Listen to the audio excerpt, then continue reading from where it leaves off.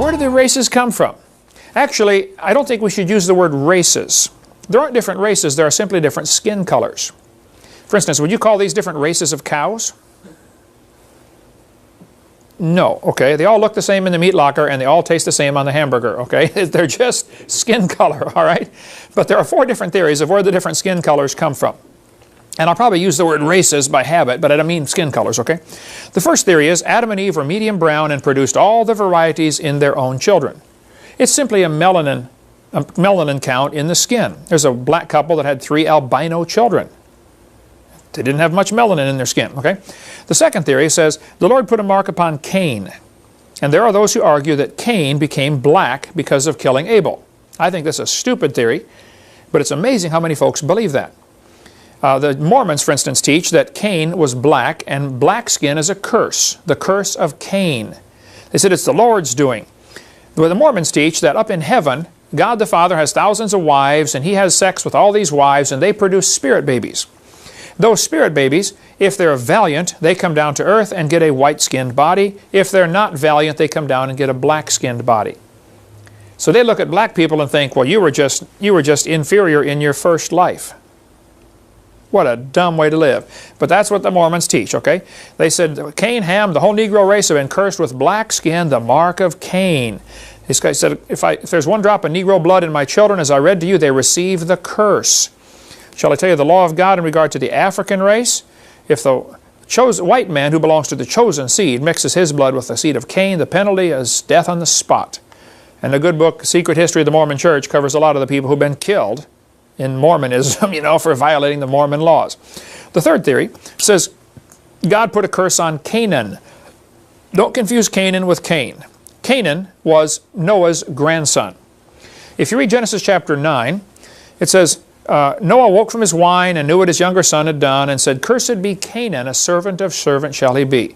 Twice the Bible says Canaan shall be a servant. And there are those who argue black people are supposed to be servants because God put a curse on Canaan. Okay, now I agree with the God put a curse on Canaan, but where do you get black people are supposed to be servants out of that?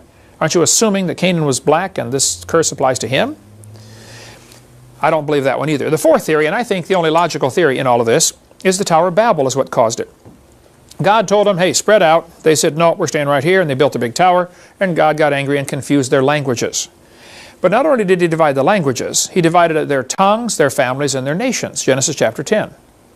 Shem is writing this. Shem's the guy who kept the records of all the family records, you know. Chapter 10. It's interesting. Small inbreeding groups will cause unusual traits to become very pronounced. For instance, for years, the Habsburgs had to marry royalty. That's just the rule. Well, sometimes the only royalty available to marry was your niece or your aunt or your sister. So they would marry royalty, and pretty soon they started looking real strange. You could tell, though, he's a Habsburg. Got real long nose, stupid-looking chin, and you know, he's got to be a Habsburg, okay? They look dumb. This is a picture of the feet of a guy. They're called the ostrich people in Africa. There's a tribe of folks in Zimbabwe. They are required to marry within the tribe. But there's only like 200 of them. So they are always marrying sisters or nieces or cousins. Always. The ultimate redneck. They only got 2 toes. Their teeth fall out in the middle of the night while they're sleeping. That's a result of incredible inbreeding. Unusual traits can become permanent with inbreeding, and that might have happened with the Tower of Babel. Genesis 10 says, the nations were divided after the flood. Not only the languages, the nations were divided. There's a great book on this topic by Bill Cooper. I got one here, it's in the library. After the Flood. Bill Cooper, incredible book if you want to read that, about the dispersion of the sons of Noah. What happened? Well, Japheth, one of the 3 sons, had about 14 kids and grandkids. It's a little difficult to count, believe it or not. You read Genesis 10 and see if you can count it. Try to do better than that. Okay, it's hard to tell who goes with who, but by my count, 14 kids and grandkids for Japheth. Ham had 31 kids and grandkids. One of them was Canaan. Now, if the curse was on Canaan, we got a problem. Because the Bible tells us Egypt is the land of Ham. Psalm 105, Psalm 106, Egypt is the land of Ham. The children of Ham migrated to Egypt. Africa was actually settled by the descendants of Ham. Black people apparently came from Ham. Japheth is the father of the Europeans, and Shem is the father of the Orientals. which includes Jesus Christ. They're considered actually Oriental, the Middle East. Okay. Shem had 29 kids and grandkids. So by my count, and my count only, I would say there are about 75 original nations and languages at the Tower of Babel, just adding up those 3 sons and their descendants. So I suspect when God confused the languages, there were about 75 of them, just purely based on this graph here, this chart here.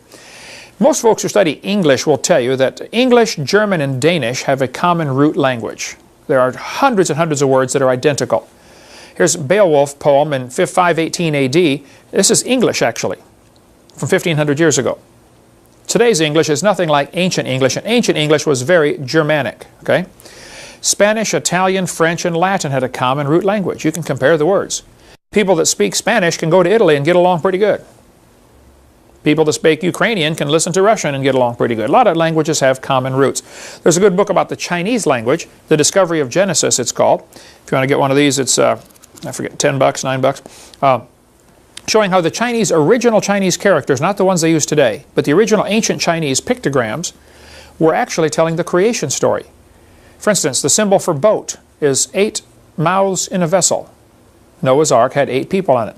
The Chinese symbol for garden is dust plus breath plus 2 people in an enclosure. There's also more in this book, Search for the Truth by Bruce Malone. A lot of his articles in here are really good and are on our website. You can read some of Bruce's articles, but this is also a good book you'd want to get on the topic. There's been a sequel, God's Promise to the Chinese, written about God's promise in the Chinese language. The Chinese symbol for righteous is a person under a lamb. The only way to be righteous is to be under the lamb. Their own words were telling them. By the way, we have a lot of that in English. And that would make a good sermon someday, too. We'll get another time on that. Today, there are about 1,200 recognized languages, plus thousands and thousands of dialects.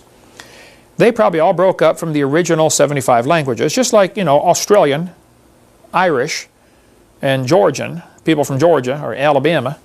Believe it or not, they all speak English. But it's a different dialect of English, okay? And if it weren't for rapid communication across the world today, they would be totally indecipherable in a few generations. When we were in Australia, I was at the restaurant. I said to the waitress, I said, "Ma'am, would you get me a napkin?" The preacher said, don't say that. I said, "What?" He said, "Don't ask for a napkin over here. That's a diaper." I said, "What do I want?" He said, "You want a serviette." I said, "Oh, okay. Ma'am, can I have a serviette?" I thought I spoke English, you know. They don't speak English over there. They speak Australian, all right? But the Bible says pretty clearly in Acts 17, God hath made of one blood all nations of men to dwell on the earth. The Bible says in Malachi, have we not all one Father? There's no reason to be a racist because of your skin color. We cover more on that on video 5. They did a search for Adam and Eve, trying to find, you know, do we have a common ancestor?